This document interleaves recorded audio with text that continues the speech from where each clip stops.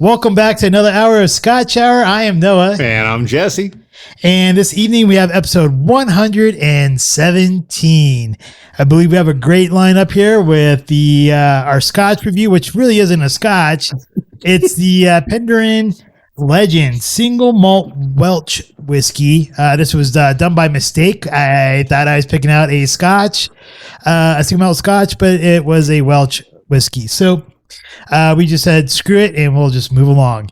Our shout out and get together section is going to be right after that, followed by our restaurant review by, I don't know if it's Coark or Coark, Collective Food Hall, which is a Korean food place, or multiple Korean, like little food places, a food court, whatever, if you will. And then followed by our Smarter Challenge being Squid Games, which I think is actually very appropriate for the restaurant review. That's right. We took a risk and I paid a price. I think we're taking a lot of risks this episode here, and I believe we are going to butcher a lot of names. Not intentionally. Or maybe so. I'm not really sure. Any case, thank you for all of you who listen to us on the multiple podcast platforms that we are on. Thank you for those who watch us on YouTube and Rumble. And I think recently we just got 2 new subscribers. So we're up to 82 subscribers. So thank you very much. We greatly appreciate that. Our goal is to get to 1,000 subscribers. So that way we can eventually open up some more, more things that YouTube will allow us to do to make this podcast better for you guys, or more features, I guess, is what I was trying to, the words I was looking for. Features, tools, accessories, Dram. It's like, exactly. Dram. All right. So that's what we're trying to do. So please like, share, and subscribe to our podcast. If you don't even have to you can only listen to us once if you want to, but please hit that subscribe button and help us get to that 1,000 mark so we can open up those extra features here to make a better podcast for all of you. We'll get this thing rocking and rolling, and we'll have Jesse introduce us to this Scotch/non-Scotch whiskey review.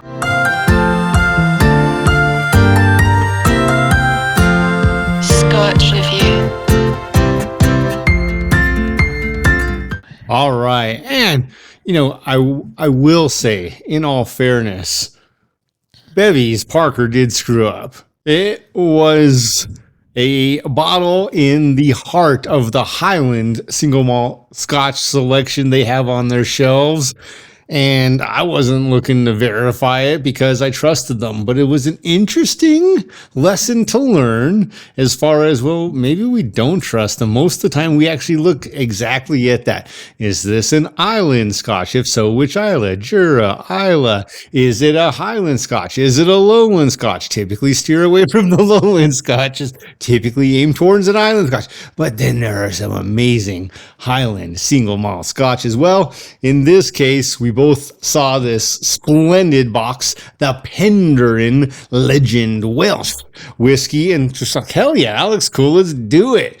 We actually looked at it 2 weeks in a row because it was in the Scotch section 2 weeks in a row, and the last time I was there, it's still in the Scotch section. We needed to let them know to take this out and put it in a little bit different section for the whiskey point of view. However, it is a cool box. I love the gloss red with the matte red. It is a cool look. That'd be 2 great colors, a flat red Ferrari with some gloss red stripes or vice versa. Could be pretty sexy. I agree. And I do I know ultimately it comes down to me, so I got to be self-accountable, but you expect when you go into a Scotch section, it's going to be all Scotches from Scotland, and to see that this was not this was right in the middle of a Scotch section. I did take it for granted, and they do need to reorganize and put it in the appropriate place and not in the middle of Scotch. Yes.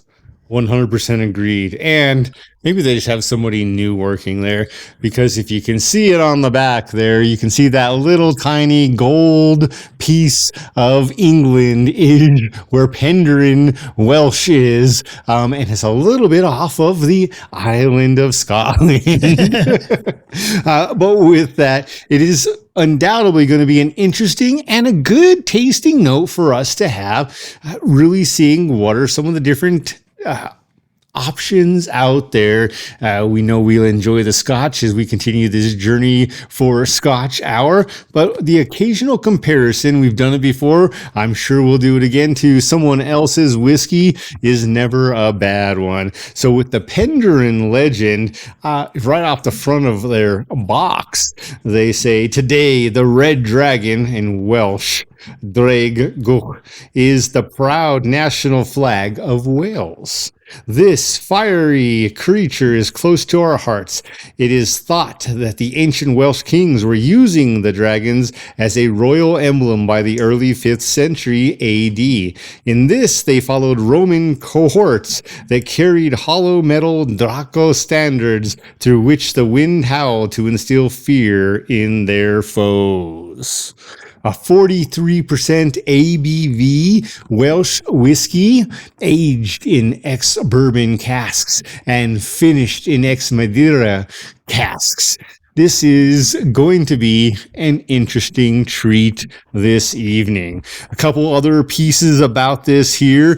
There's no specific age. All they commit to is that it's aged a minimum of 3 years. So it's not a 5-year, an 8-year, a 10-year or more. It is just a non-aged Scotch, but 3 years or more. The color, man, I'm curious to see what a young Welsh Scotch will look like as far as color. Penderyn produces award-winning single malt whiskeys and spirits in their distillery on the foothills of the Brecon Beacons National Park in Wales, United Kingdom. Distilling in Wales was a lost art, but in the late 1990s, in an Hiron pub in the Welsh Valleys, Alun Evans, the landlord, and a group of friends chattered about establishing the first whiskey distillery in Wales in over a century. They dreamt of creating a whiskey as pure and precious as Welsh gold, represented today by Penderyn's gold seam. The village of Penderyn was chosen because of the site's own supply of fresh natural spring water. Well, they got that right. Everyone will agree. Every one of the distilleries we've found to be rightfully proud of their spirit has their own source of water. And the fact that the Alun had a wine warehouse in the village. A unique copper single pot still designed by Dr. David Faraday, a relative of the great 19th century scientist Michael Faraday, was installed in the year 2000, which produces a spirit in an industry high of 92%, meaning Penderyn's whiskeys are light, fruity, and flavorsome. You think it's going to be more Glenmorangie or Macallan? Probably more Glenmorangie, but I got totally caught up in the whole Faraday still. So like, what are they trying to do? Black out a bunch of electricity or something? Maybe, yeah, not everything can go green, you know. A unique copper single pot still is used for this. So with that, the business seemed a curiosity. A Welsh whiskey? What the hell are these guys thinking? But when the Scottish whiskey expert Dr. Jim Swan became their master distiller, things got serious, and Dr. Swan got involved because he said the still created a world-class spirit. He said they should finish it in Madeira casks, so this became their house style, their normal standard variety. This quickly advanced to new varieties, including sherry casks, peated casks, port casks, and others. Nigel Short invested in the business, bringing Stephen Davies in as CEO, and the distinguished drinks designer Glenn Tutzel also became involved, who created the brand design. On St. David's Day 2004, Penderyn whiskey was launched in the presence of His Royal Highness Prince Charles. An expansion in 2013 and 2014 included a replica of the Faraday still and 2 lantern stills being installed. With investment, inspiration, hard work, attention to detail, and the finest barley, expert female distillers, and the best American oak bourbon casks, Penderyn whiskey quickly became a worldwide reputation and gained that for its range of whiskeys, winning over 100 double gold and gold masters awards along the way. Today, including key markets in France, Germany, the United States, China, really 7 out of 8 countries were distilling whiskey in 2000, and now most countries do. So Penderyn was really a pioneer in the world whiskey industry. Penderyn is a privately owned company with over 60 shareholders, and as a result of the company's progress, a new distillery opened in Llandrall, North Wales, May 2021. A further distillery is planned for Swansea in South Wales in the summer of 2023. All right, so currently with tours, they have tours in both locations that they currently have, which is the Brecon Beacons location and the Lloyd Street location. I'm just going to call it the Lloyd Street location.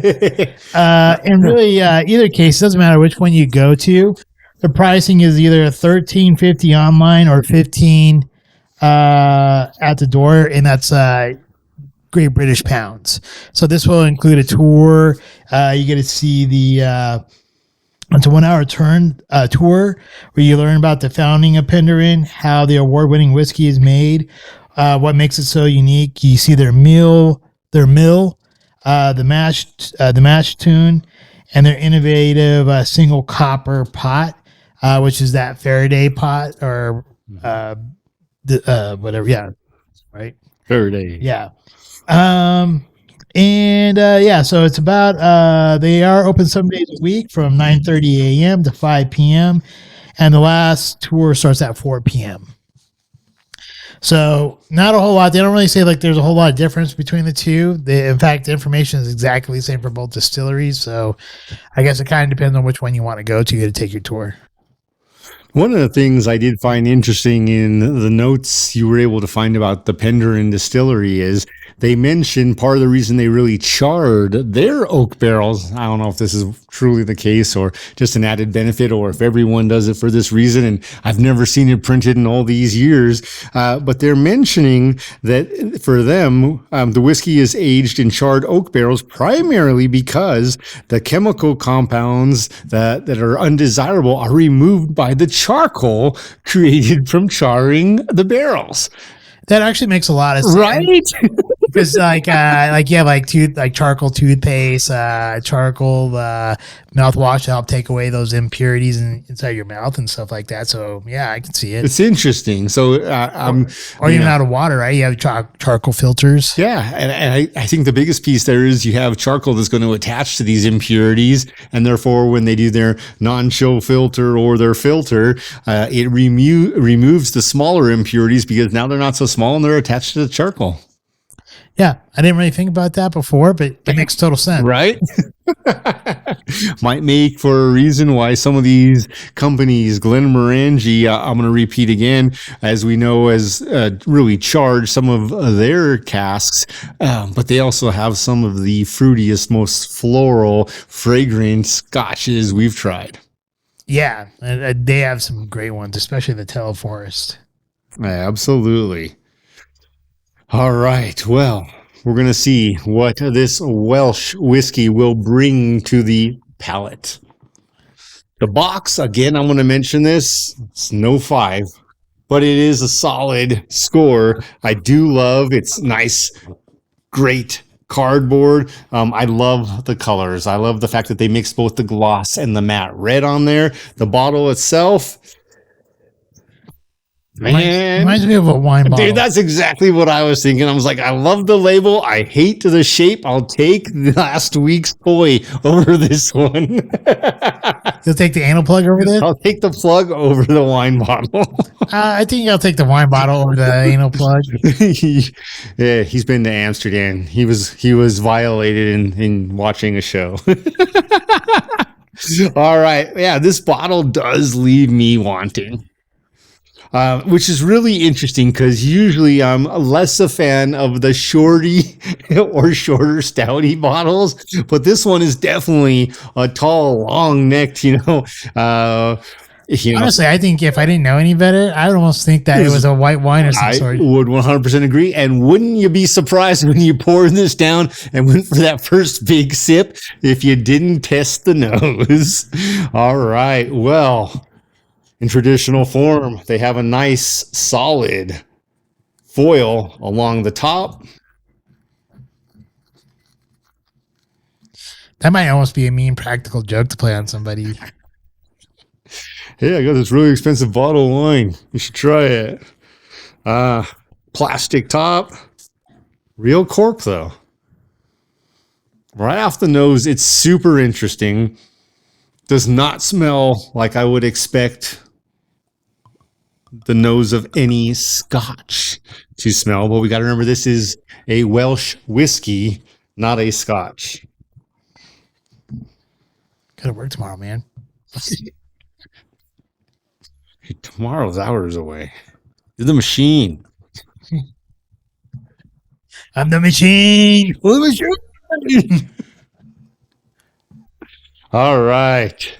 All right. Well, I guess it's time to do our tasting and our warp speed. So, Cheers.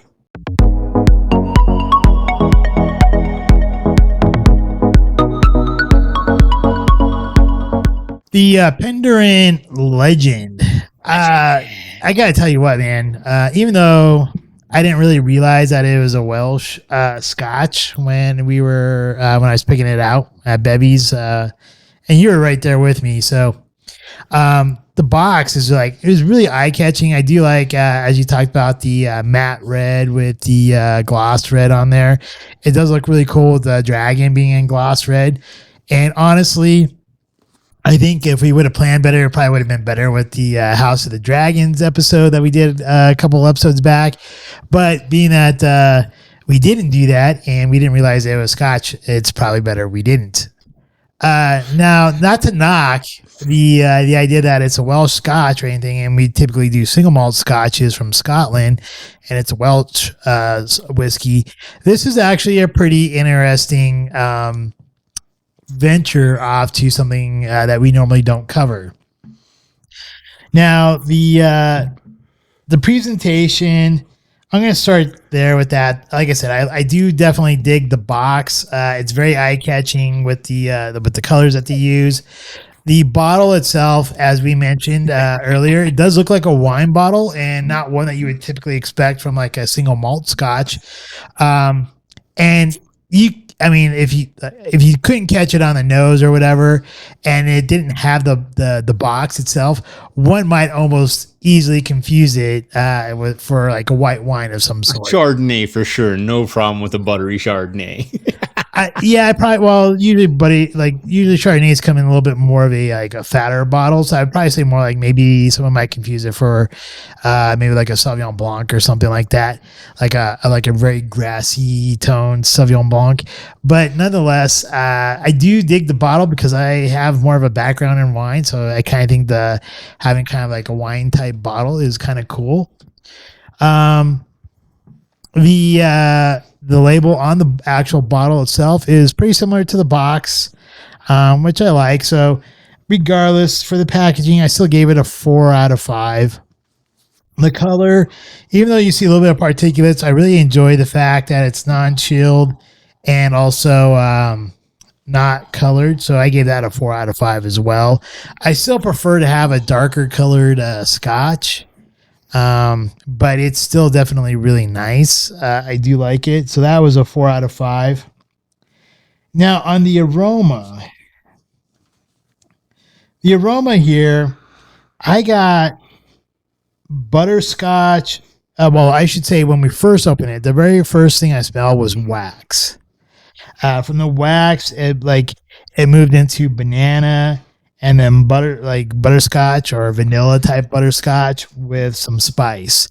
As it opened up, I think the sweetness from the vanilla butterscotch and the banana have become a little bit more prevalent in it, as opposed to the waxiness. But nonetheless, I still thought the aroma was pretty decent. I thought this is probably the weakest point of this whiskey. And I gave that 25 out of 30. Now the palate, I did enjoy. I got brown sugar with vanilla, banana, and spice. And originally, like I wouldn't have said brown sugar to begin with when using our normal tasting glasses. But when we moved to the larger glasses, I think the brown sugar came out a little bit more, the banana came out a little bit more, and the apple came out a lot more. And you get that nice kind of like banana apple with vanilla and some burnt brown sugar, maybe that kind of goes along with it. With some nice spice notes. So I really did dig the palette. So I gave that 26 out of 30. And then the finish. The finish is what I got is that it's a spicy vanilla caramel apple. So it's almost to me like if you take a good caramel apple and someone that put some additional spices into it to make it a spicy caramel apple, this is kind of like the finish I get on this particular whiskey. And the apple flavor just kind of lingers. Like I think after the spice dies out, you still get a nice lingering apple taste. So if you enjoy apples, I really do think this is a really nice whiskey. So with that, I gave the finish a 26 out of 30 as well. That gives me a grand total, if my math is correct, 85 points. It is correct. So would I take this to a black tie fair? Actually, I probably would. And the reason why is like I know it's not a single malt Scotch, and I know it's a Welsh whiskey, but I think because it is a Welsh whiskey and the way the presentation is of how the bottle looks like a wine bottle and the way the color is on the box and the bottle, I think this will help me. I think it's a bottle that would stand out on its own. And I think when you go to a black tie affair, you want something that will stand out on its own. I don't think this would be one that would kind of fade into the background. And it's making a statement. It's really kind of like, I think it makes a nice bold statement of like, hey, check me out. And I like that, you know. Would I take it to a game night? Because we're no longer doing poker nights because neither one of us ever really played poker. So would I take it to a game night? Hell yeah, I take it to a game night. I think it'd be a nice change of pace from having a normal Scotch. And I think a lot of the guys probably would like it. I'm not really sure how well it would hold up to some cigars. I think you probably would need a mild cigar to go along with it because this is kind of a light-bodied whiskey. And but I think if you get a nice flavored, mild cigar, it might actually complement it quite a bit.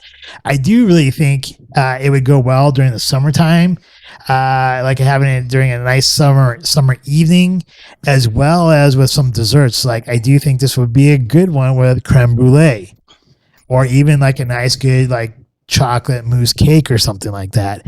I think it would because of that vanilla in there and the apples. I think it would go very well. Would I put it on my shelf and keep it there or hoard it? Well, I wouldn't hoard it, that's for sure. But would I have it on my shelf? I probably wouldn't mind putting it on my shelf as a change of pace whiskey. But it's like I said, it's not a Scotch. It's not a single malt Scotch, which is really our thing. So for a change of pace, for something different, I can see maybe having it up there for just a change of pace. I really did like it. I know I gave it 85 points. I probably could have given it a couple more points here or there. But I think for what it is, I thought 85 points was a decent score anyways. I am pleasantly surprised by this Welsh whiskey as well. Presentation, going from top to bottom. The box, I love the box. If we had a slightly different scoring system, this box would score higher, but because of our scoring system, it is a solid 4 out of 5. It's hard to get that 5. I don't on the show, since we started this scoring system, we haven't arrived there yet. Solid 4 out of 5, though. I absolutely love the gloss and matte black, the feel that the box has because of the materials, the texture, the paint, the coloring, whatever and anything that they used. I love what they've done with that. The box itself feels waxy, and I like it that it doesn't feel weak or slippery. It feels strong and waxy, like a crisp, red, delicious apple. I love that about this. The bottle, I agree with you. It stands out. I think it's less threatening. I think because of that, bringing it to a game night could potentially be a huge win, because I think you'd get a lot more individuals to try it just because it doesn't look like a powerful bottle of some scotch or whiskey. It looks very inviting. The bottle itself, to me, not sexy, but still total presentation 4 out of 5. The color. This is absolutely a sun-kissed light blonde. No arguments about a good color. Solid 4 out of 5. It is non-chill filtered and no color added. That is great color. The nose. Also my weakest score, particularly because even now I get the slightest hint of what I can only say is nail polish when I smell it. And it is this very slight hint. Oh, but that nail polish is followed by banana. A hint of red, delicious apple. And there's a ever so mild floral note for the nose at the end for me. Going to the palate, the nose also my weakest score, 24 out of 30. The palate, by far my strongest score. I love to eat apples and bananas, and that is what is at the front of this. It is a perfectly ripened banana with a red, delicious apple slice, followed by butterscotch, a hint of malt, and then it kind of goes back to that apple flavor with an inviting vanilla. Not a powerful vanilla, though. Not vanilla bean. Very mild vanilla. On the palate for me, that was absolutely this whiskey's win, 27 out of 30. Finish, man, after going through all those flavors on the palate, still finishes pretty strong. That apple that we were talking about, the apple and vanilla, then goes to a vanilla taffy, a sweet, almost sticky flavor on the tongue, which I also enjoy. And I don't know how else to put this. It is a unique hint of oak. And the only way I can say it is it's a waterlogged oak barrel flavor. It is an oak barrel. I'm not getting the strong, sharp red oak, white oak, or any other sort of oak. It is something like it's waterlogged. It's like I'm smelling it, even though what I'm doing it is tasting it on the finish. The finish, a 26. My score, ironically, also an 85. Point scores and where those points were different. But again, when we tend to come along the middle of the road scotches, we usually nail it. So with that, would I bring this to a black tie event? Yeah, I would as well. And part of the reason is, man, the box alone, great presentation. Red shines with black and white. Red is definitely an eye catcher. Goes perfect with that Brioni red check tie.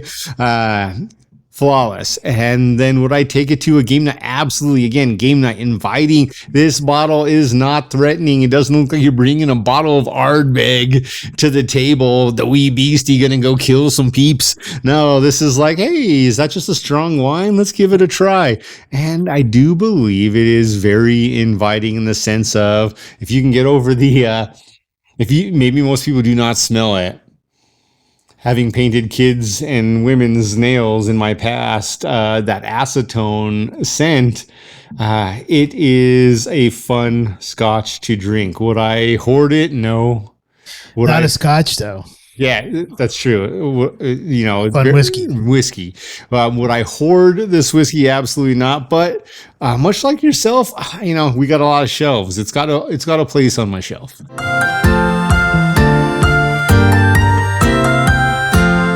It's time for our shout-outs. Shout-outs! I got two. Number one, I just gotta say it.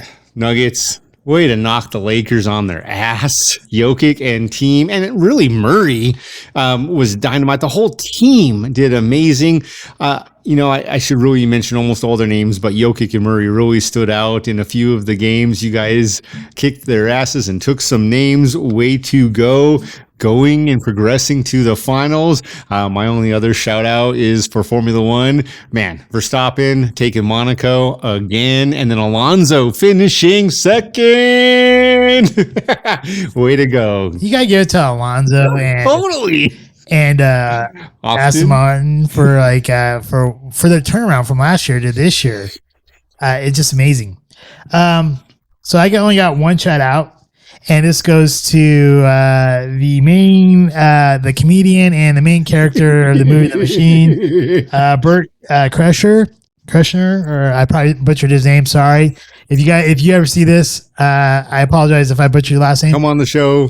We'll drink some scotch. Exactly. But here's the thing. This guy's like my hero, really, because when you I've listened to the Machine. I finally listened to the comedy bit about the Machine and about his story. When he was at FSU going on this trip, and then his time with his flying dildo story and the not Helen Keller, but oh yeah, Helen Keller was part of the story. He just didn't know it was Helen Keller. No, he didn't know it was what's her name's. I want to say Anne Rice, but that's not it. It was God damn it! You should say Anne Hathaway. What the hell is her name? The chick that was in Holland. Shoots. Anyways, I'm butchering her name. No, just like him. Well, let's just put it this way: you guys can figure out Holocaust Museum. There you go. Anyways, and he talks about going to the sex show, and his story about the sex show. Like, if you've never been to, I've never been to one. To Amsterdam and been to one of the coffee shops there, where they sell the marijuana. Or been to one of these sex shops or these sex shows, I should say. They are as creepy as he describes. And honestly, some of the escapades that he's had, I had some similar type of stories, maybe not to the same extreme as the Machina one with him in Russia. I never had anything I never did anything that extreme, but some of the other experiences that he talks about and he's done, I've had somewhat similar stories. And I'm telling you, he's my hero because he's able to turn that stuff into making tons of money as a comedian. And I wish I could have done that with my stories from all my escapades from being in a fraternity at the University of Colorado Boulder. But I'm telling you, some of the stuff that he says is hilarious, and it just makes me cry laughing because I'm like, oh shit, I did almost exactly the same shit as this guy has done. And he's my hero for turning it into a way to make money. So shout out to you, Bert. Shout out to you, Bert. Wow, you're killing it, man. I love it. This is a tricky one, and my only get together goes to mass retailers needing to take a stand and stick with it, and that's about all I can say. All right, so I think I'm on the same kind of wavelength as you, because my get it together is for the American people and really about corporations, and it has to do with the CEI, which is the Corporate Equality Index. It's basically like a social scoring system for corporations, and because of this system, people like BlackRock and Vanguard and stuff like that, they're telling these corporations they have to push these what many of us would call woke agendas to the populace, and saying if they don't do certain things to meet these social equality points, then they won't get the investments from these investors. And so that's the reason why they're pushing these things, regardless of whether or not the populace likes it or not. And so I think as a society, as Americans, if we're against these types of things or we don't agree with them and we think these should be taken out of some of the corporations or whatever, or if corporate America, I think they need to be aware of this.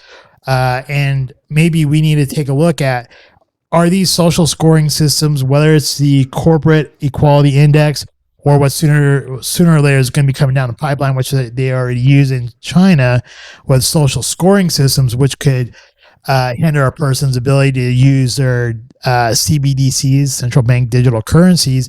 Is this something that we really want in America? And does it really promote our values of the Constitution of whether or not we are a free society and we're able to do what we want?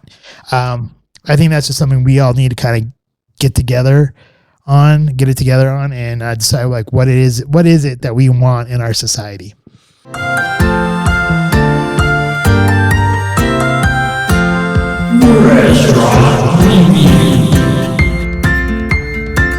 Restaurant review. This week's restaurant, the Coark Collective Food Hall at Arapahoe Road and Parker Road. Man, it is interesting.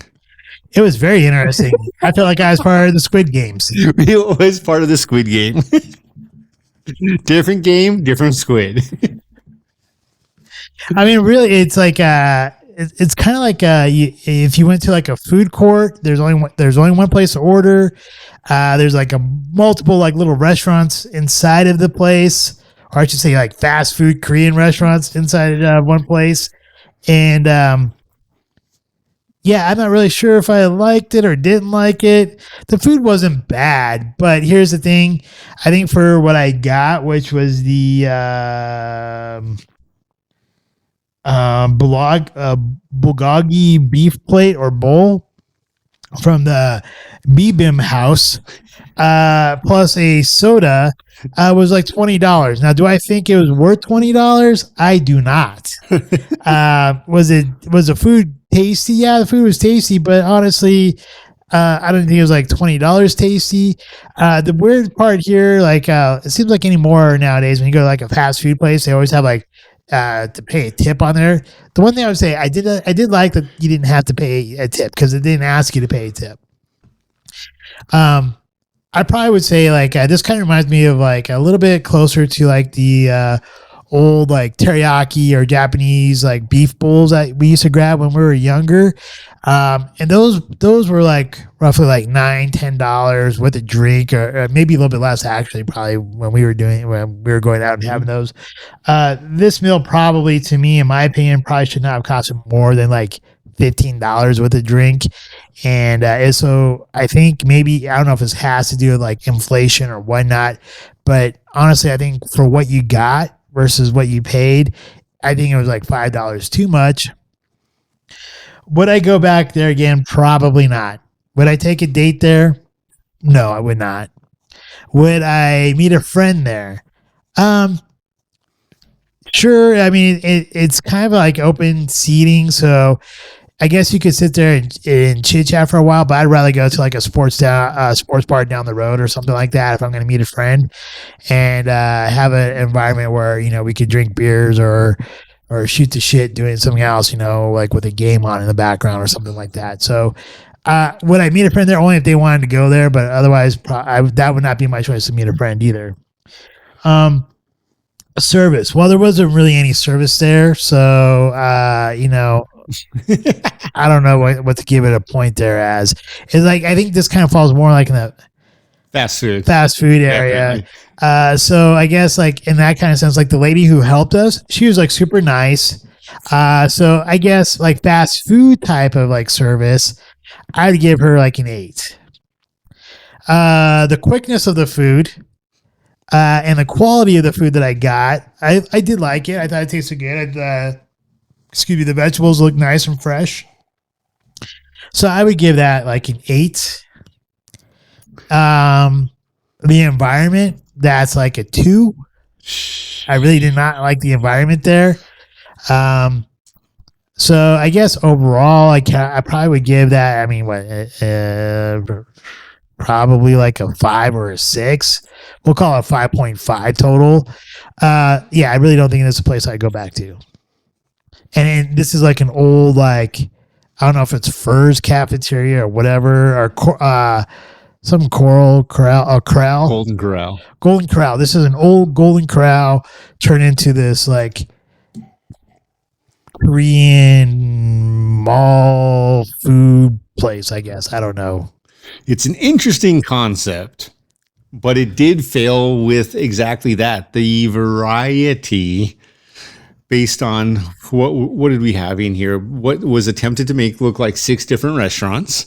And one of them's a dessert and one of them's a drinks. And then there's the meat platters, if you will. Then there's the meat bowls. And all along the way, it's all the same genre of food. The food hall or food atmosphere typically involves something from diverse options, which this did not have. So I had the mild spicy meal at Mad Toast. Basically just their name for a grilled cheese with some scrambled egg and a very thin slice of ham and a touch of some barbecue sauce. It was the best part of the meal. It was $8 for a grilled cheese and a soda. Then I had from the Up Bob, the bulgogi bowl. So it's got the beef and the veggies and some rice on the bottom. With that, I'm kind of right where you are, Noah. It's the value was interesting. I don't know that it wasn't there, but yours definitely had more fresh fruits. I shouldn't say fruits, veggies on it, and looked a little more appealing in that sense. But you paid the price, man, for sure. When I think that for the same price for my meal, which did not include a tip, as you mentioned. I thought that was great that they didn't request it at the beginning. But because that you leave a tip, you're paying it at the end. Anyway, I can get 2 draft beers and a burger at Tailgate on a Monday night for the same price. I got this beef The Tailgate cheese with a Diet Coke, and the Tailgate price includes tip. Like, that's service. I didn't have to go seek my food. I didn't have to go to the counters. I agree with you. This is fast food. It is exactly that atmosphere. The hostess, so to speak, with the counter where you pay. You walk in, you pay at one counter, then you go to the different counters to pick up your food. She was fantastic. Had the whole thing been rated on her, 8 or 9 for service, the other people didn't even greet me. My bowl and my sandwich were just sitting there waiting with me. Nobody. And I saw my number come up on the board. I ran to the counter and they were like, bye. Like, see you, don't want to be ya. And I didn't want to be me about 30 minutes later either. I felt the honey pot. So with that, food overall, man, was a 7. Value overall, this is where it's tough. I thought it was pretty good ingredients.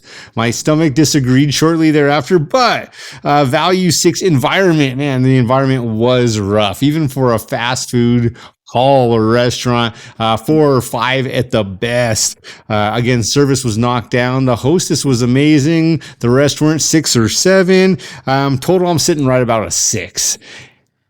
I'm right there with you. I like the idea of a concept. I just want a variety of foods. You throw in the equivalent of some Sparrow pizza, give me that option. Throw in a chicken sandwich and some fries, give me that option. And then the other ones, I'm going back pretty regularly because I'm like, I don't know what I feel like. I got here. I feel like a chicken sandwich today. Nailed it. I don't know what I want here. I get there and I'm like, yeah, I'm just going to get a slice of pie and a soda. The other thing, they need some beers up in the house, or some drinks. Now they don't really need that, but it does add to their client options.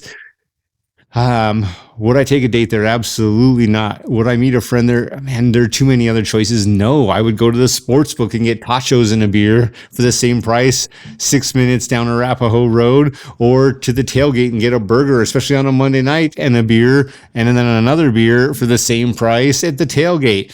I would go so many other places before I went there, only because of that exact reason. Give me some variety. The Tailgate has better variety on their bar menu than this place has in what is a food hall. And that is the miss to me.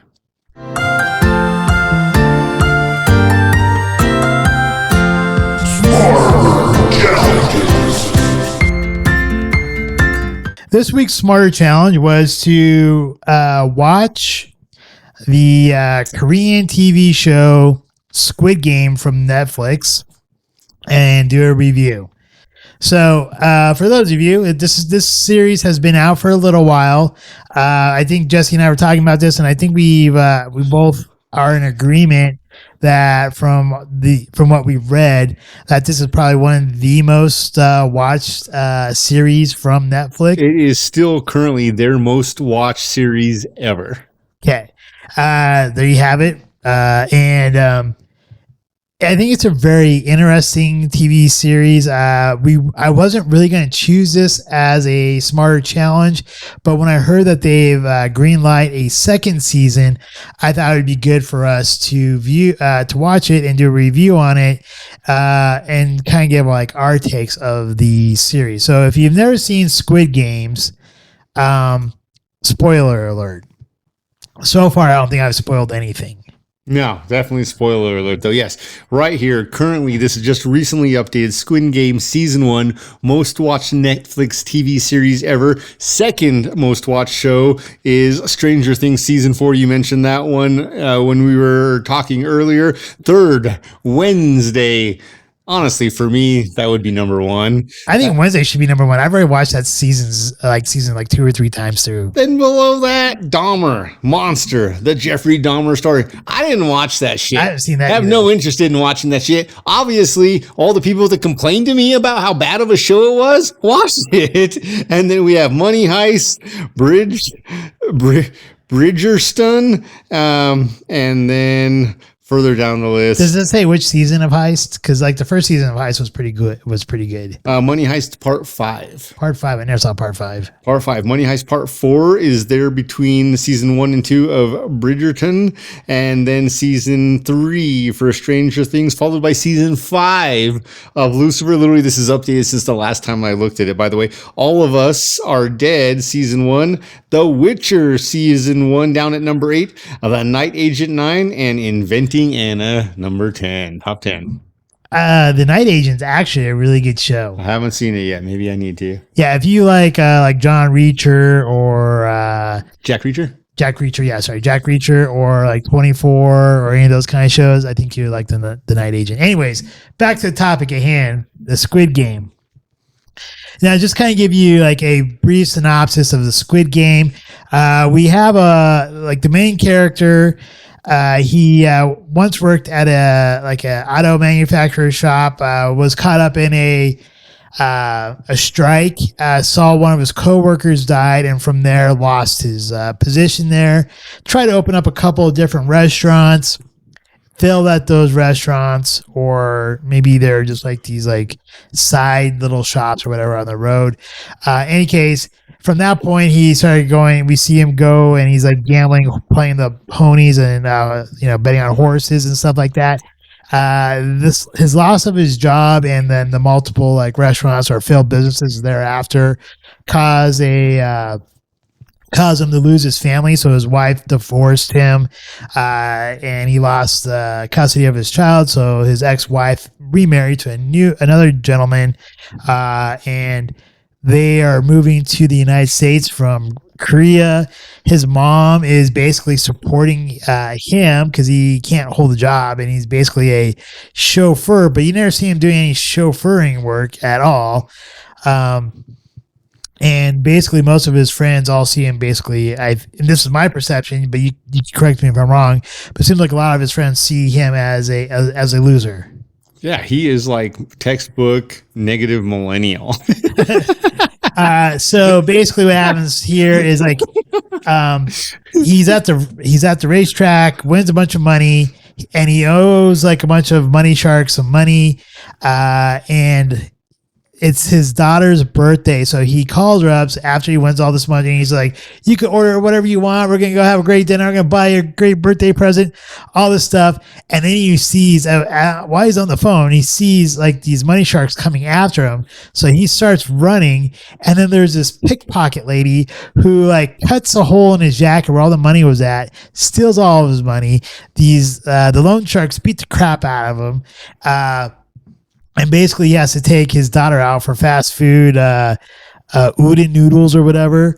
And he had to go play like the crane game to like get like a cheap, well, I think he was assuming it was going to be a cheap stuffed toy, but it ends up being a gun lighter, which is totally inappropriate for a young girl of like probably like 7 years old. I think that's about his daughter's I thought age. they started smoking at that age. And then from there, after all this is done, he's at the train station. Some guy plays a game with them, and they bet a bunch. I'm not sure how Korean money works, but it seemed like it'd probably be a decent amount of money. And he keeps losing, and the guy says, he admits to the guy, "Yeah, I have no money to bet you." He's like, "That's fine. You can take it out on your body," and just like smacks the shit out of this dude every time that he loses. Finally, the guy wins. And when he wins, he's so excited to smack this guy back that he realizes the guy stops him and goes, "No, you win the money that I promised you that you would win. And you don't get to hit me," basically. And he's like, "Oh, okay." He seems kind of defeated that he didn't get to hit the guy, but I think he got kind of caught up emotionally, because I think if I got hit like 20 times from losing a bunch of times, I probably want to hit the guy too. but he wins a bunch of money, and he's able to go back and whatever. But the guy invites him to play. He's like, "Hey, there's other games you can play to win much more money."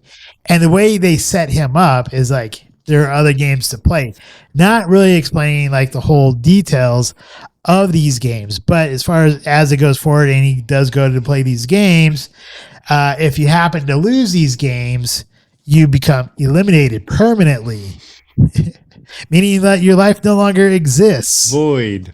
And it brings up some I think some moral dilemmas and some other things to question about this series, which maybe this is the reason why a lot of people enjoyed this TV series.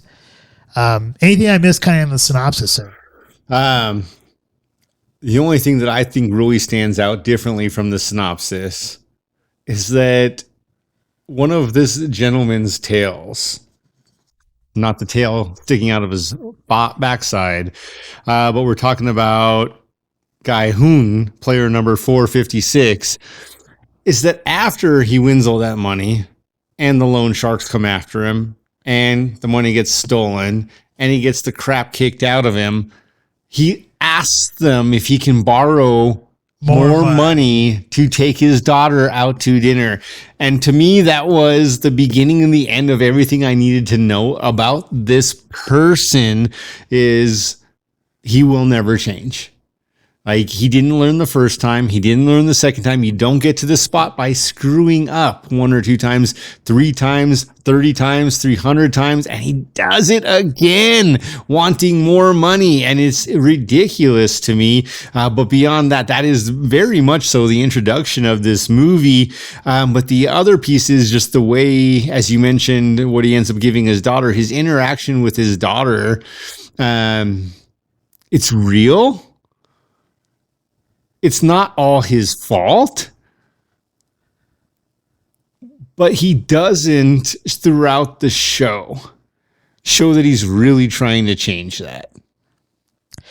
I would agree. I think you see unconditional love from his daughter, and he just assumes that she will always be there or always will give him love. And as a parental figure, he fails quite a bit. As a man, he failed. Not even a parental figure. He's living off of the love from his daughter and the money from his mother. I would also say the love of his mom. Yeah. But or a love of a parent, really. Which here's the kind of like the weird crappy thing, like the love that he gets from his mom, he cannot reciprocate to his daughter. Like, his mom is like a really good parent, maybe too much so, because I think maybe she enables him, and because of that, I think that's why it hasn't translated from him to his daughter. I think you have to be careful about this, because I think you will probably be able to answer this better than I ever could, because I don't have any children, but it does seem like some parents want to protect their child so much and want to provide for them so much that they actually enable them to do bad things in life. Not to be a bad person necessarily, but they end up picking up bad habits, or they don't learn how to be self-accountable, and therefore it enables them to do bad things over and over and over again. I think how I would phrase it, very similar to what you're saying, but just how I would phrase it would be a little bit different, is that any great parent absolutely wants to cover their child's ass. From the day they're born with a diaper till the day the parent dies, they absolutely want to have their kids back. The tricky part is you got to let your kids at some point make mistakes. But more importantly than that, you have got to force them to own the ramifications, as opposed to saying, all right, don't worry, you broke the neighbor's window after I told you to be careful 24 times over the last 36 days. It's the summer and you keep doing it every day anyway, but don't worry, I'll pay, just don't do it again. That's what's wrong. And it's not wrong. It just doesn't create a sense of, man, you got to make your kid own it. And it is tough. And I know for me, Mila has made some mistakes and she has been forced to own them. And Aiden, man, the kid's been either really lucky or not made many mistakes, because he hasn't had some of those big things. We all have, though. I have. My parents made me own them, and I am the better for it. But yeah, there is a different side of parenting, and you have to make your kids own the ramifications of their mistakes. All right, so that's basically his relationship with his child. Now let's actually dive into this series. All right, the first thing here is obviously when they go to play these games. So when he actually goes to play these games, these are all supposedly childhood games that anybody should know the rules to. And if they don't know the rules, it would be very easy to pick up these so-called rules to these children's games. Starting off with the first game called Red Light, Green Light. I think many of us, even in the United States, have played Red Light, Green Light, where you start off at a certain point and then there's one person where the finish line is. They'll say red light, which means stop, green light, go. So you run until they say red light and you stop. And then if they catch you still running as when they said red light, then you're kicked out of the game. However, this very first episode with red light, green light, we find out that when someone continues to move, when they say red light, they are eliminated by being shot and killed. So from that, I'll ask you this question first. Out of all the different types of games that they played, or I should say, some of them weren't even like a game. It was just kind of I'm not sure, maybe an activity they had to do, maybe. Okay. Good point. What was your favorite objective that they had to accomplish? So we're talking about 9 episodes. Yes. Story leading into it is predominantly number 1, which leads into red light, green light. A simplified version of Simon Says. If you've never played red light, green light, Simon says jump. Simon says don't move. You jump after when Simon says, Simon says run. Simon says stop. Red light, green light. Different ways. That's good. That's basic.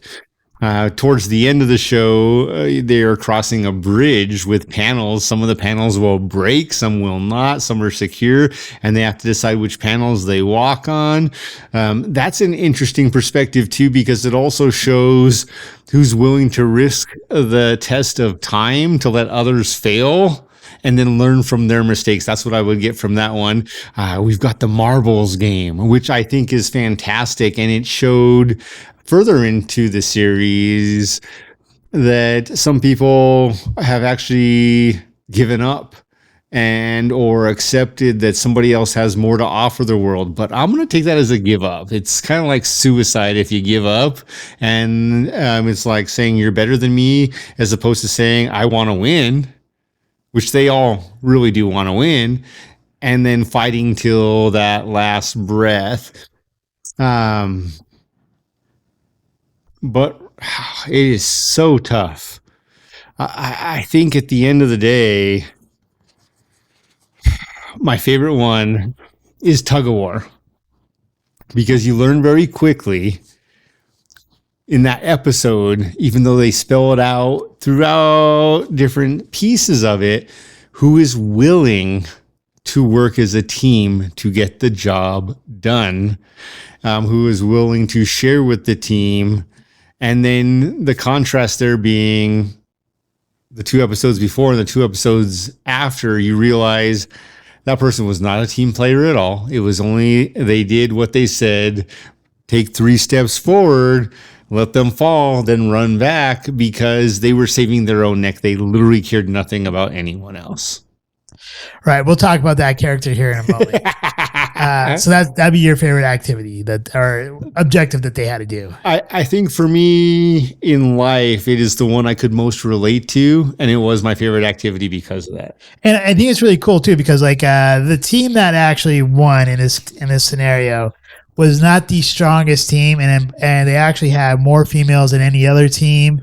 But it took a lot of teamwork and adaptability from the team, and willingness to listen to each other and do the work together to create that teamwork in order for them to beat what many would assume would be the stronger and better team. Yes. And that is actually really awesome. I mean, that's like my number 2 one probably. What's your number 1? My number 1 happens to be the marbles. Okay, marbles was great. I just struggled with it, and I think why I struggled with it, dude, the husband and wife. I can't. So so here I think with the marbles, they're allowed to choose any kind of game that they want to play with the marbles, and the loser, they had to pair up with somebody. So most of the people, they either paired up with like teammates that they've created throughout the whole time frame. This is probably like the 5th game or the 4th game. It was like near the end of all the games that they had to play. So they already started to make some bonds with other people. And so a lot of people picked people who they're friends with or teammates or someone who they kind of sort of trusted. The one grouping that I had the hardest time trying to figure out was, how does a husband and a wife both end up in these games in the first place? Well, they're married. They're actually probably decent human beings, and they're both financially wrecked. So, and how do they both make it so far into it? But in any case, what ends up happening is like the person that loses in the marble game ends up being eliminated, or in other words, they're killed, and the other is going to move forward. I think that's actually game 5, because I think there's 7 games total or 6 games total. So it's either game 4 or game 5. But in any case, I think you start to learn a lot about each of the different characters and their flaws. The main character, which is Gihun, right? Gihun? Sion Gihun. I always call him Gaihoon, but I'm Gaihoon? definitely mispronouncing. Yeah, we're mispronouncing all these names. Obviously, we're not Korean. But I think he's probably the most moral, or probably the most genuine person out of everybody in these games here. But he even shows his flaws here, because he had befriended the old man who happens to be his partner. And once he started to sense or see that maybe the old man may not be there all mentally, he started to take advantage of the old man. When the old man, he was mentally sharp the whole time, but still held up to his end of the bargain, because they did this whole pinky swear thing, saying that they're Gion or whatever it is. I probably mispronounced that too, but basically saying like, we're best friends, and whatever I own, you own, so it doesn't really matter who gets it. And the old man was terminally ill, so he probably would have given all the marbles to him in the first place anyhow. But it just kind of showed his character of not. And I'm not sure, like, if I would be any different than him, or if anybody else would be any different than him. But he did not lose gracefully, and therefore he started to cheat, because I think at that point he knew his life was on the line, and he was going to do whatever he could to not die, even if that meant throwing a friend under the bus. And I would hope that I would be a better person than that. But, until you're actually in that situation, sometimes you never really truly know. But I would hope to think that I would be better than him in this situation. You can't fault him. I don't fault him. Yeah.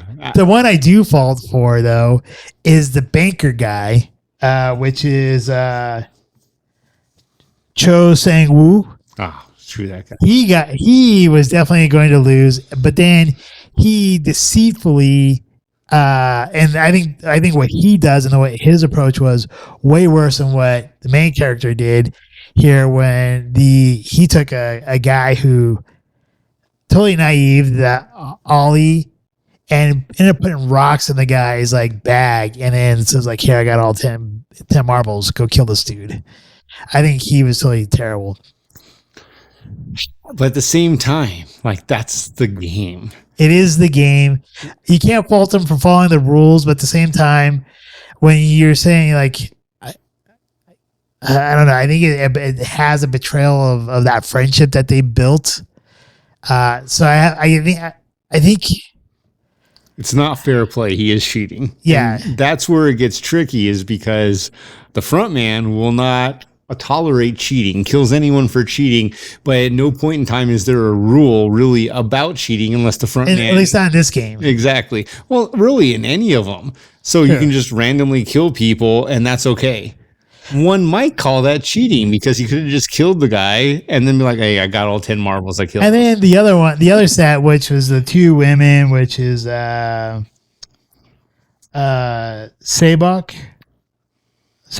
or whatever her name is. That's the pickpocket lady.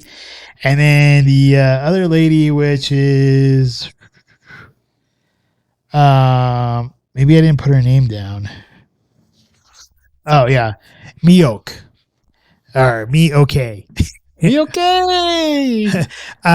They had a very interesting. Miok had told a story about how she was in jail. She gets out of jail, and I think this goes back to what you're talking about giving up. When she gets out of jail, there's nobody there for her, and she says like there's nobody there for her. She has like really no one to basically make a world a better place, or no one who's depending on her. So she asks Sabyok, like, if you win all this money, what are you going to do? Who's there? Who's dependent upon you? That type of stuff. And she just kind of weighs out the difference. Like, there's going to be more good done by you than there would be done by me. And she basically gives up and says, I'm going to forfeit my life so that way you have the opportunity to win this money. And I think it kind of shows her character in a way, like she was obviously a bad person before because she's in jail. And then she realizes maybe she won't be able to do as much good with the money as maybe somebody else could.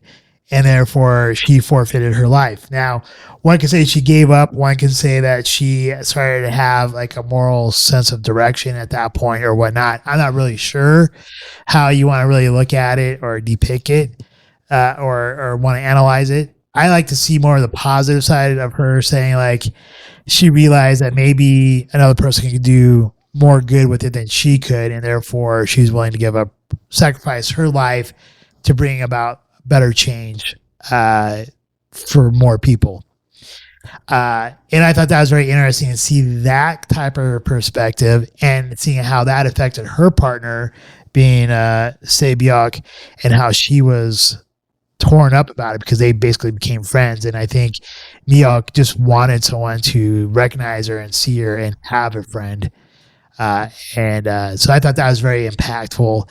And whereas you see like those guys cheating on their friends and stuff, and then the husband and wife, that would just be devastating. If you're playing against your wife, your spouse, that's what wrecked that episode for me.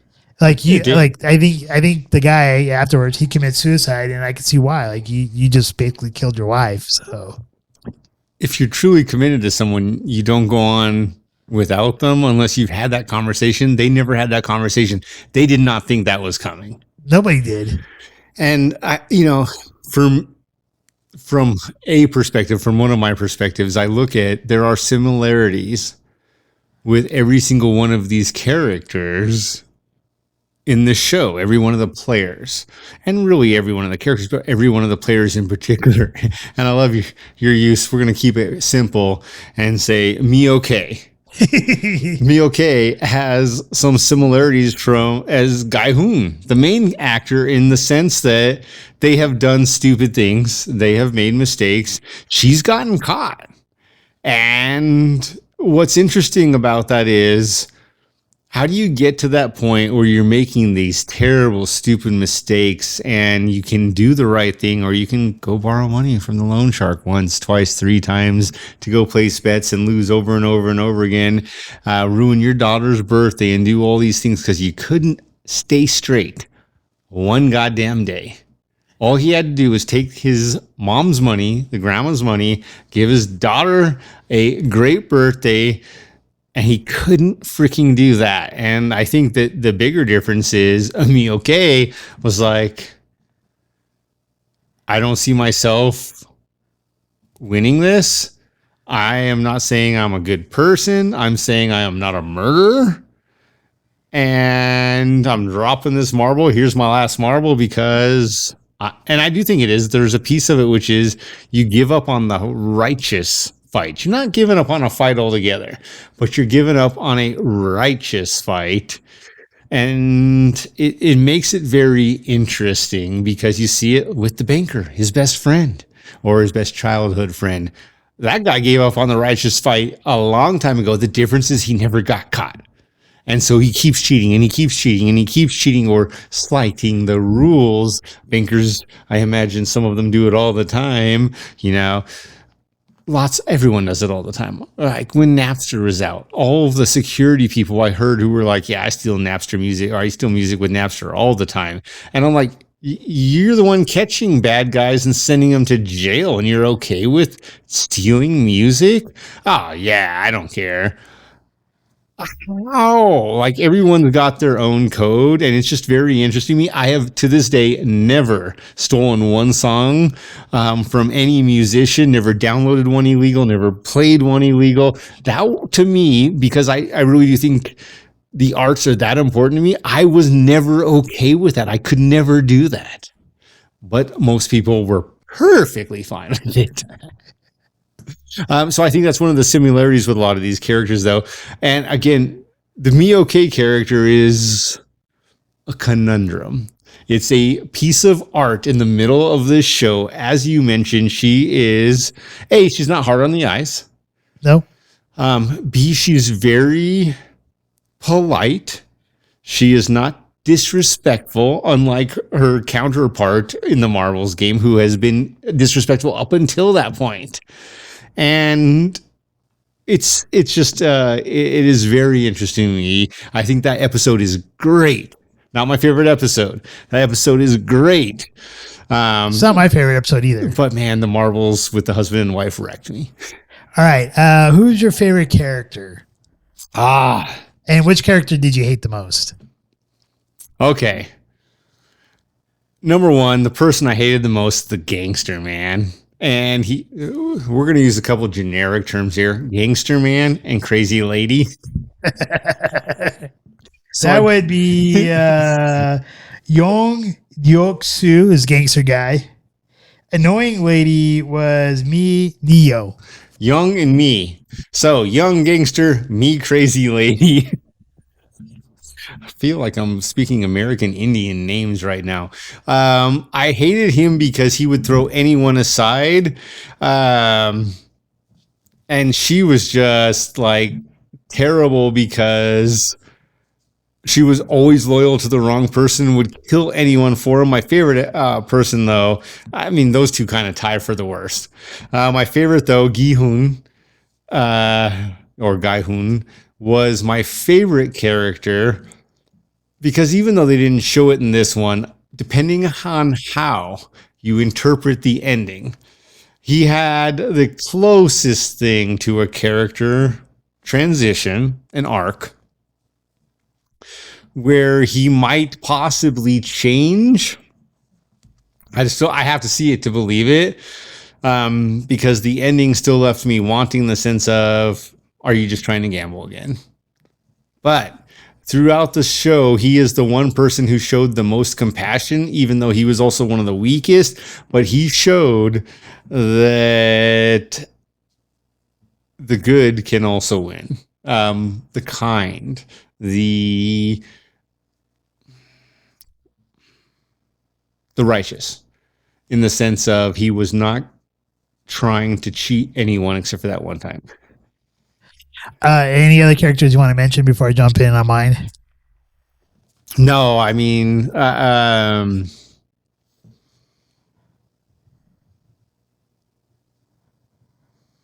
Cybyuk, number 67, the female, one of the last three. Pickpocket lady. Pickpocket lady. I think she also does a really nice job, but I also feel like, and there right towards the end, she gives up. But the one thing she does that I think is great is Gaihun is trying to get her to help him kill Sang-woo, the banker, and she convinces him he's not a murderer and that he shouldn't do that. I think in the long run, that is what saved him. I do agree with Sae-byuk and Gaihun. I think those two probably show the biggest character change in their character arc. Her took us a little bit longer, I think, to tell for sure. And I think it's because they actually, you see them starting to build a friendship, even though like they started off pretty like on bumpy terms. And I think she learned from Miyoke about like, what are you going to do? She asked him those same questions. What are you going to do with the money if you win?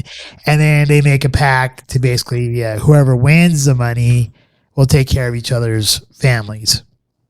So I thought that was kind of a good thing for them. My favorite character happens to be the old dude. He's cool.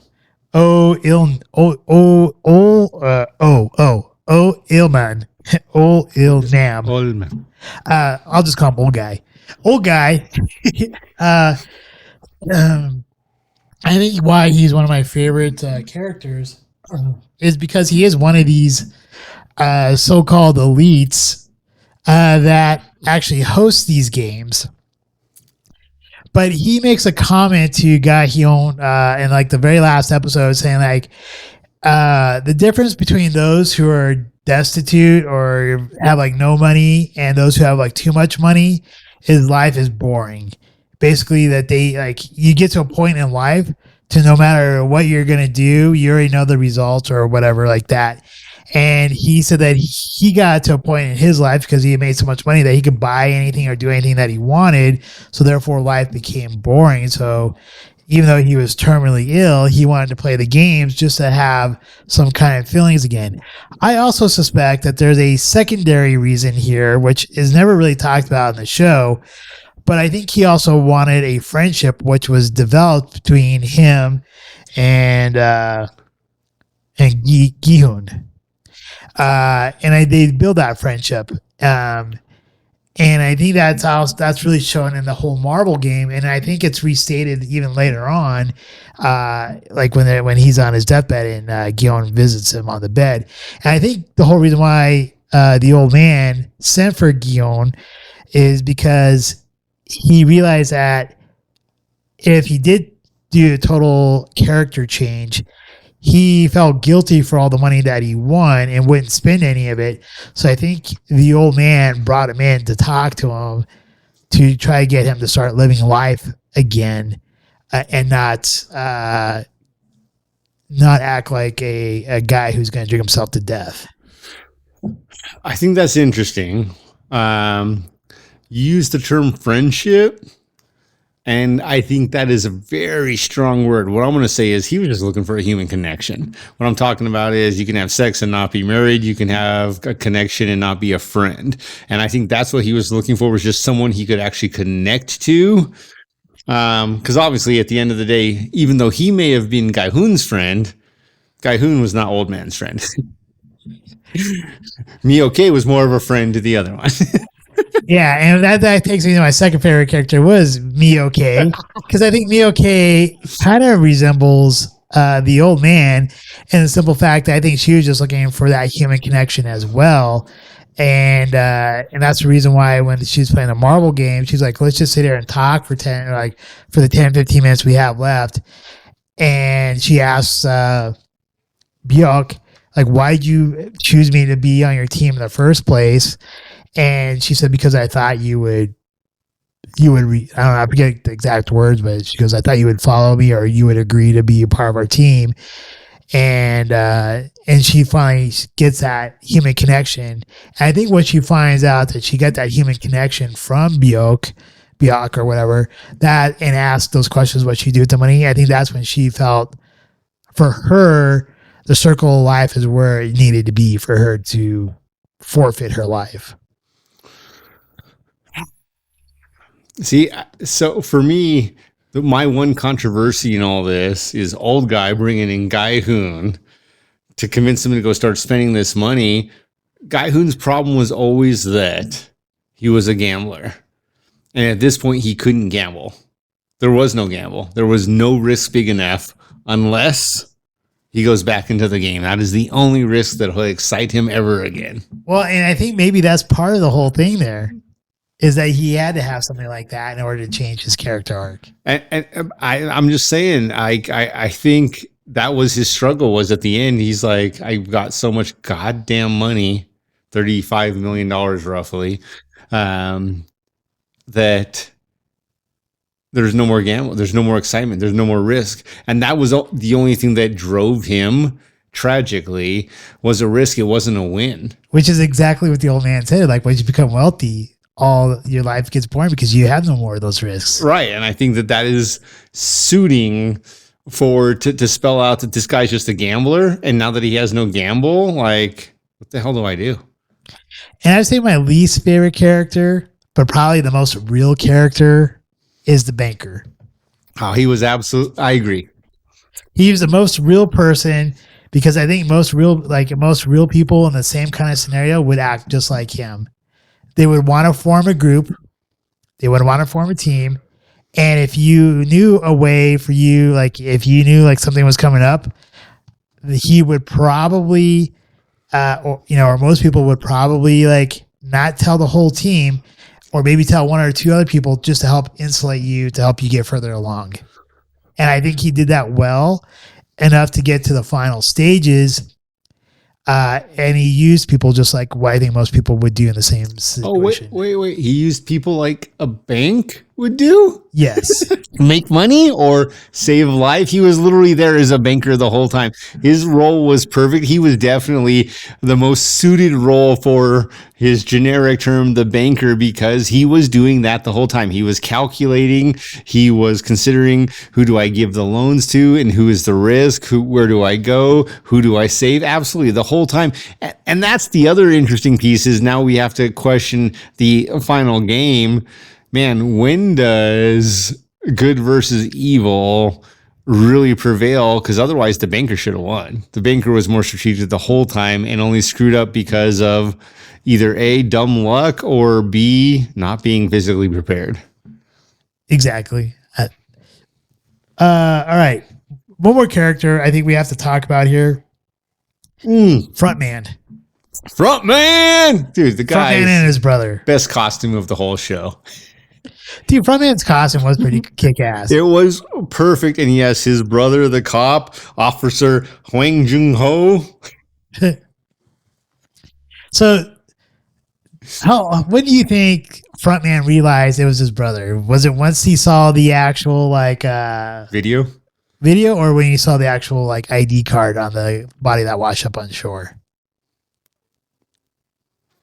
I think he had a pretty damn good idea when he saw the ID card. That's when I got the glimpse. I think the other one was just like, oh shit, no way. And then seeing the ID card was like, yep, way. I think he kind of caught on. It was his brother when he went into that back room and he saw all the files were disturbed, and it looked at, I think 2015. Yeah. I think when he noticed which file which happened to be the same year that Frontman won, I think that's when he started to think that it was probably his brother. And I think the actual ID is what actually solidified it. Now, huge spoiler alert here for anyone who hasn't figured this out. Frontman, black mask, awesome outfit, is the 2015 winner of the Squid Game. And with that, his brother is the officer. Now, here's the next question. Was his officer there because the officer was trying to do the right thing, or was the officer there because he suspected his brother all along? I don't think he suspected his brother all along. I don't know. He went for that 2015 yearbook for the Squid Game pretty quick.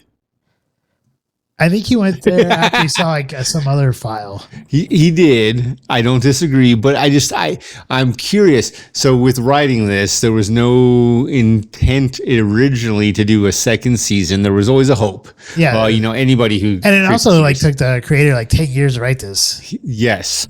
But with that, like they've got so many different directions they could take it. Well, season 2 has been confirmed now. They're already talking about season 3 is my understanding, but they've got so many directions they could go. Man, the direction they go will either impress or leave me wanting. All right. So did you like Black Man or Face Man? I'm sorry, Front Man. Front Man was awesome. I love the whole potential that he builds into future seasons. And oh wait, who becomes the next front man if something happens to him? Might it be Guy Hoon? Maybe. All right. What was your favorite episode? I think your favorite episode might be my favorite episode, but I'm not really positive. I think it is, but I think what really revolved around that was after we talked about it and I got my episodes straight.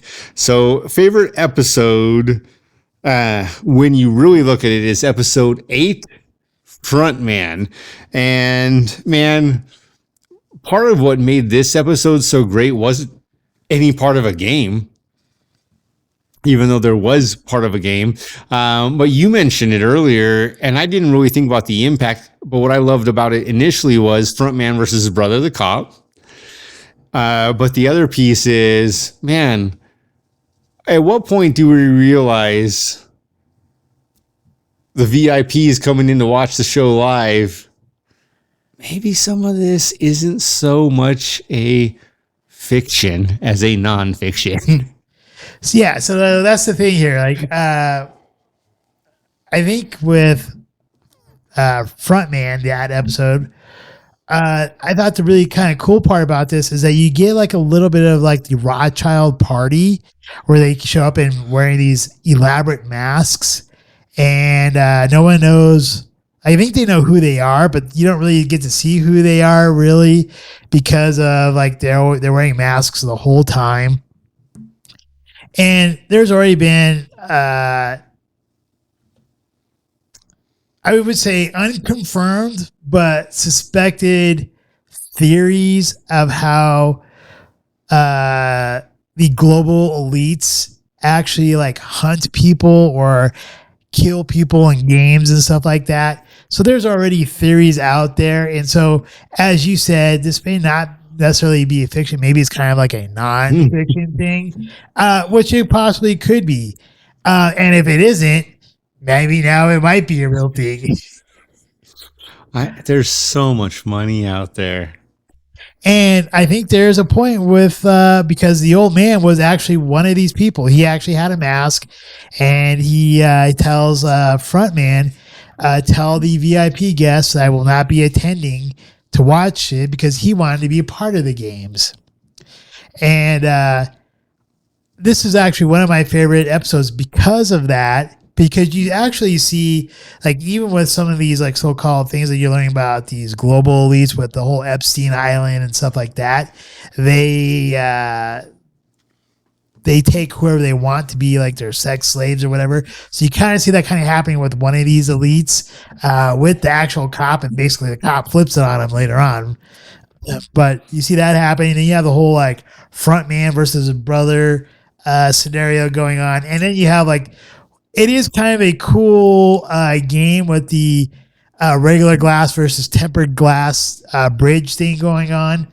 And you really have to question the one guy who was like the glass maker, like holding off so long to like do that. But at the same time, if they would have found out about this guy so early on, then maybe they would never have been able to finish the whole bridge altogether. That is a key point. Not that he did or did not know that, but he may have also been testing it just because light can reflect and refract differently. So when he caught on to, these are the tempered panels because the way the light's reflecting in them versus the others and vice versa.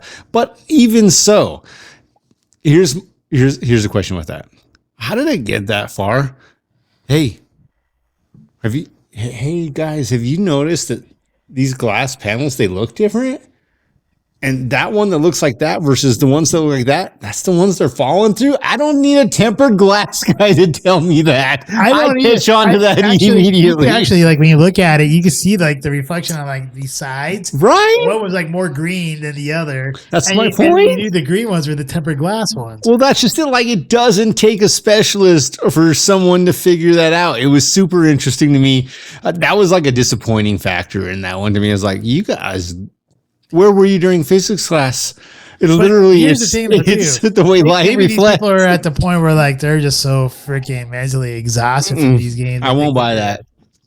All right. You and I have gotten too far in life, and most people have, to believe that when you get more stressed, that you lose mental acuteness. No, you actually gain it, especially after they had like a nap the night before. That's a nap. What do you think about them doing like the whole battle royale, like that, where Patron was like, let them go all kill each other in their whole dorms? Or you call it the special game. So with me, I don't know that I had a feeling about it one way or another, but it set the precedent of, It's okay to kill others. yeah. And at the end of the day, though, you see that none of the people who really felt that way got to the finals. They all died anyway.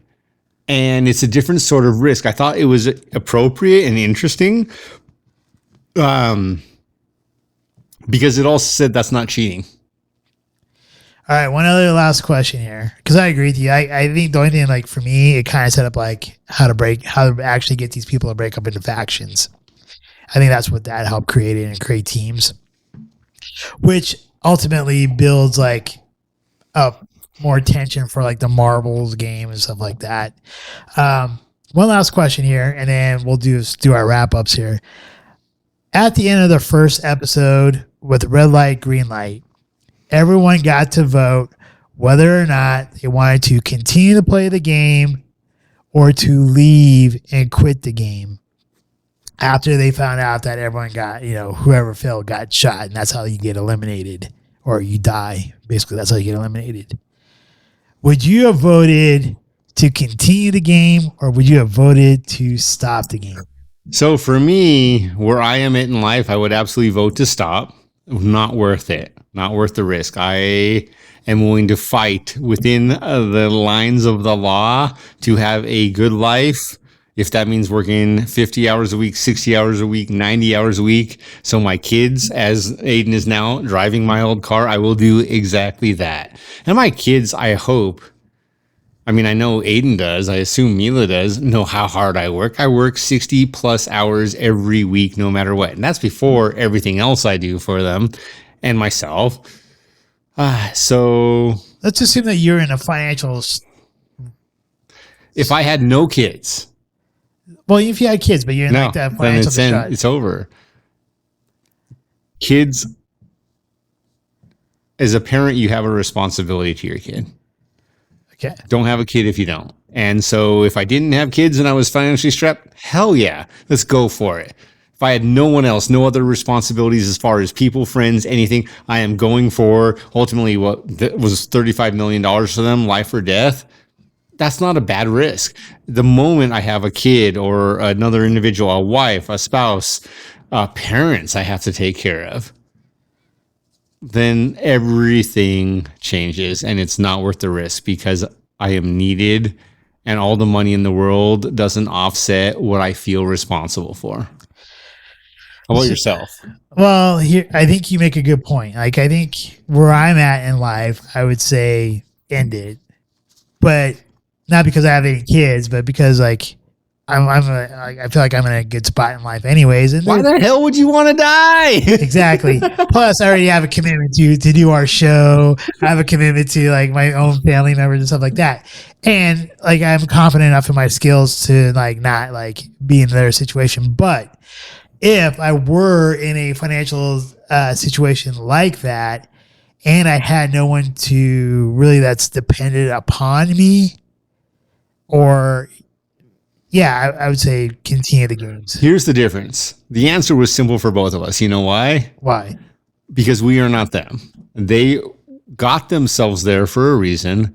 They don't see themselves digging out of there for that very same reason. If you and I got into a shitty spot, we would find a way to dig ourselves out. It could take 10 years, but we wouldn't risk life for money. That is the difference. Now, I will say one other side, and this is dark and this is twisted. And if you're easily offended, you do not want to hear this. Here's what I can say. If I was a Korean elite paying millions, if not tens or hundreds of millions of dollars in taxes a year, would I find any reason not to buy into this game? Here's why. I'm paying hundreds of millions of taxes a year.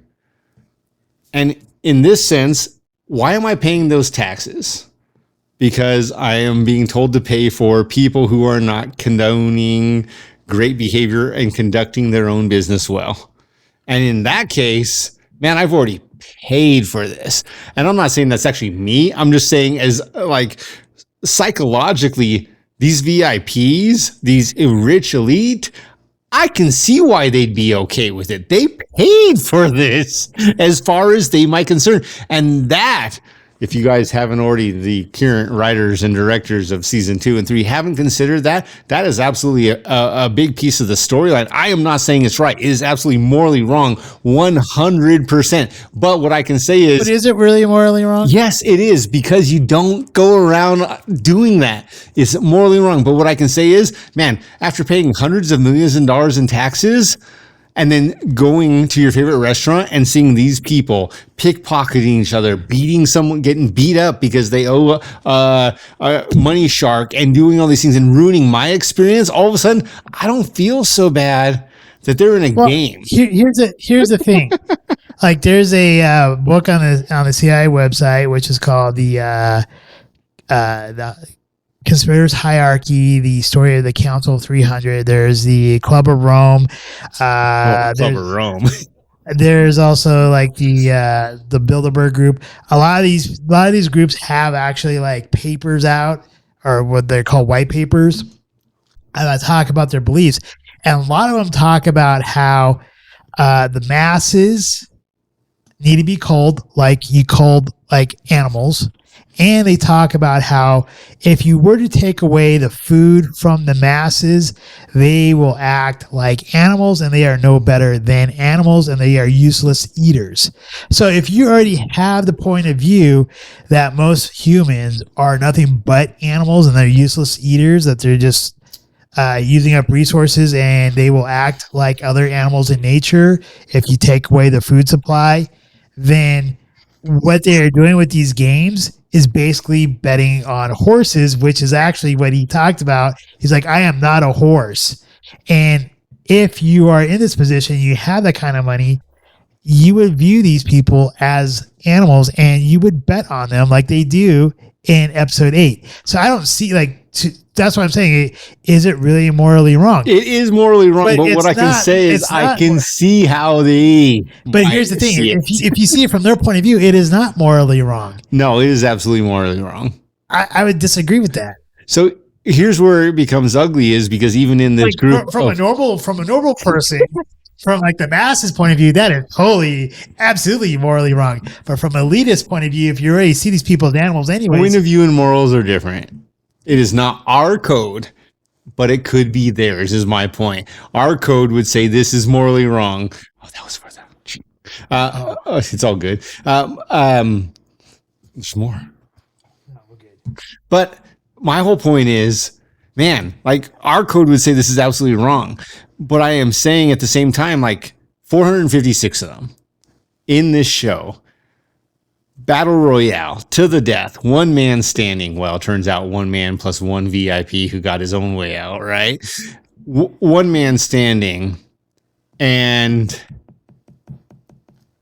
no matter what, when you look at this group of 456, 20% of them were bottom of the barrel anyway. We're going around killing people and okay with it anyway. Liars, cheaters, organ harvesters, whatever you want to call it. Evil people we all want to see in prison. And the VIP elites are just like, we're going to round it up and then throw them all in a bucket. All right. Any last thoughts on this series? My mom told me to watch this series when it first came to Netflix. Mom, if you watch this, I am sorry I dismissed that. And I think that is important for me to consider because it was one of many you've mentioned, and at least 3 that you have mentioned I have now watched, and they have all been impactful. Not necessarily life-changing, but impactful. And Squid Game was no different. Noah brought it up as a smarter challenge. Thank you for bringing it up as a smarter challenge, Noah. I literally need to go see my mom tomorrow and let her know face-to-face I owe you a lunch or something because this was amazing. Because it is a... Yeah, right? It is a controversial show. It does question right versus wrong on so many different levels politically, ethically, morally, religiously. You can look at it in all different ways. Socially, all sorts of questions are brought in. And at the end of the day, anyone who played was there at their own free will. So that is the one thing that probably makes it very easy as a VIP elite to say, I'm not breaking any code. They wanted to be here. They chose it. They had another choice. They chose to stay. Some did leave. These guys, the best man win. I agree on all those. So it is definitely a controversial show from that aspect. It is a controversial show, and I can see why a lot of people were infatuated with it. I think part of it too is the cinematography of it, with like how they use colors and all that type of stuff, and like the playground scenarios that made it visually appealing. I think it wasn't just visually appealing to me. It was visually childish. All of the convicts, I call them convicts, all the players are wearing green. All of the guards are wearing pink. They walk up and down these stairs that are all like some like grade school amusement park or playground or something, and or even more simple than that, it's preschool. It seems very innocent. Yes. Yeah, but it's not.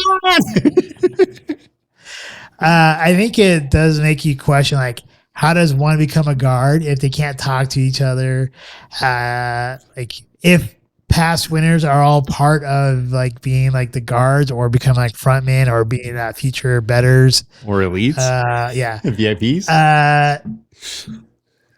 Then I think you have to question it for yourself. Is this something that it's morally, ethically right? I think most people would say it's probably not, but yet it makes you so question maybe the masses of all the people who watch it. Like, why did they watch it? Are they really watching it because they agree with it? Or are they watching it because maybe like a small portion of them agree about it, like a small portion of themselves agree with it? Are they really fascinated by something that's like, that would be like terrible like this?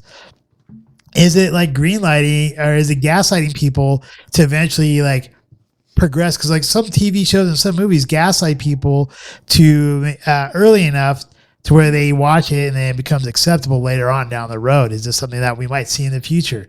I have no idea. What do you expect from season 2? Purge. What do you expect from season? Yeah, definitely the Purge. What do you expect for season 2? I don't know. I think maybe the main character is going to try to expose them. But there's also a theory that maybe he wants to go back and play the games because he now no longer has any feelings towards life. I think season 2 needs to be all about the front man. I think it'd be kind of cool to see the historical. Totally cool. Go back to a previous season, see the differences, see how time has changed, but all along bringing in the new season. And do they all occur in Korea? Good question. So I think there's like, man, writers, directors, this is gold right here. If you haven't considered this, that all of a sudden we are in the Middle East or we are in the middle of Europe. I mean, you can literally like make multiple Hostile. seasons. Yeah, you can make like tons of like seasons. Czech Republic, this is Prague. You guys are on the ship. And you always need to have like a morally ethical winner. Can you just have some like douchebag win it all? It's all tricky. It is super all tricky. Like, I mean, for most Americans, we have this theory about when it comes, or maybe it's just our society that we believe like in happy endings. And for most movies and TV series and stuff like that. So that's an interesting perspective too, because one person's happy ending isn't everyone's. True. All right. Well, with that, I think I'm excited for season 2. I'm excited to see what happens. I'm kind of excited to see like what happens, see how the main character further progress, or if they go a whole different route. But if you haven't seen it, I'd say definitely check out Squid Games. Yes.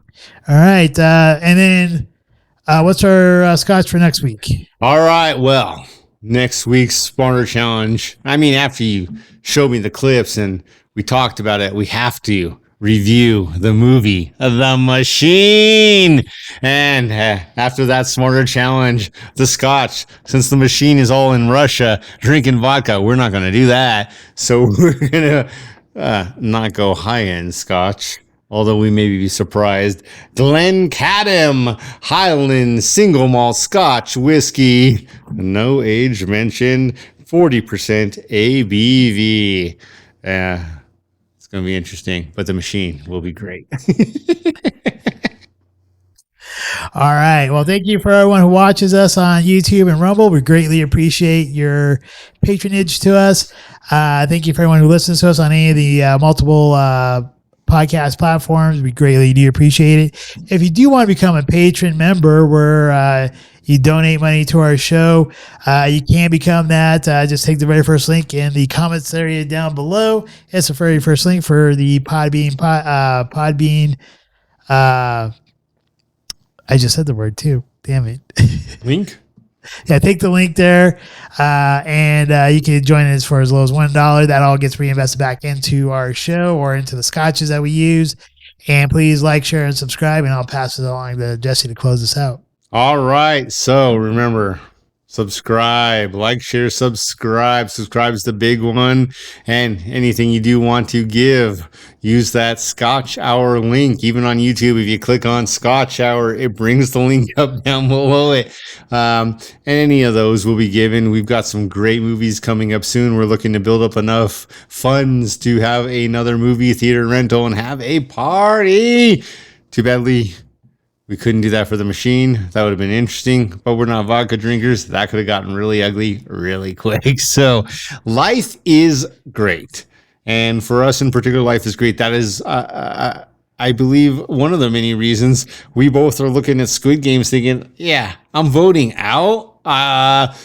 456. I've got a 1 out of 456% chance of winning this. Even if you look around, you see the old guy and you're like, okay, maybe it's 145, 144. No, I'm out. Like, I'll take life no matter what. But if you do have any struggles, man, leave us a comment. Maybe we can reach out, get you on the show, help you understand life is great. Life can be great.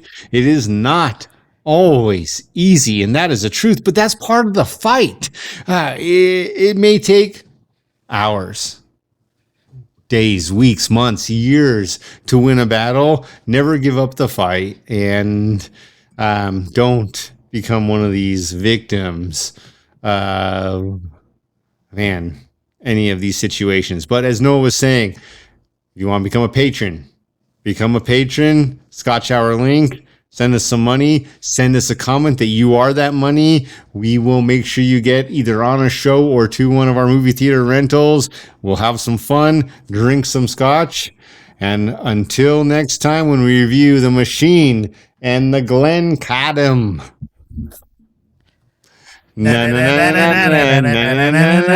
Scotchman!